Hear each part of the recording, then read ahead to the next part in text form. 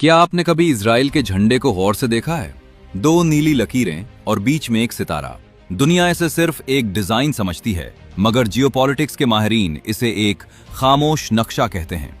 एक ऐसा ख्वाब जिसे द ग्रेटर इजराइल का नाम दिया गया है। कहा जाता है कि ये दो नीली लकीरें दो दरियाओं की अलामत हैं, दरियाए नील और दरियाए फरात। यानी मिस्र से लेकर इराक तक का वो पूरा खित्ता जिस पर कब्जा करना उनका सदियों पुराना मजहबी एजेंडा है।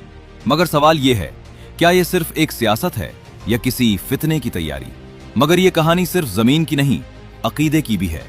यहूदी तारीख के मुताबिक उनका मसीह उस वक्त तक जाहिर नहीं होगा जब तक मस्जिद अक्सा की जगह हैकले सुलेमानी दोबारा तामीर न हो जाए। आज अक्सा की बेस और दीवार के नीचे होने वाली खुदाइयां दरअसल इसी पुरानी हैकल के निशानात की तलाश हैं।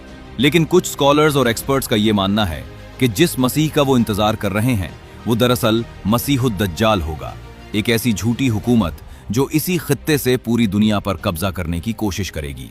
और इस द ग्रेटर इजराइल के रास्ते में आज सबसे बड़ी दीवार बनकर ईरान खड़ा है। इसराइल और अमेरिका का गठजोड़ ईरान को इसलिए निशाना बना रहा है ताकि वो न्यूक्लियर पावर न बन सके। मगर इसके पीछे सिर्फ सियासत नहीं, सदियों पुरानी पेशनगोइयां भी हैं। बहुत से लोग मानते हैं कि खुरासान यानी ईरान, अफगानिस्तान और पाकिस्तान के इलाकों से वो फौज निकलेगी जो इन साजिशों को मिट्टी में मिला देगी। आज मिडिल ईस्ट में जो आग लगी है वो धीरे धीरे पूरी दुनिया को अपनी लपेट में ले रही है। लोग इसे सिर्फ वॉर कह रहे हैं, मगर आज की सूरत हाल देखें तो ये शतरंज की बाजी लग रही है। एक तरफ ग्रेटर इजराइल का ख्वाब है तो दूसरी तरफ रेजिस्टेंस की दीवार। मगर असली खतरा तब शुरू होगा जब ये जंग न्यूक्लियर रुख इख्तियार करेगी।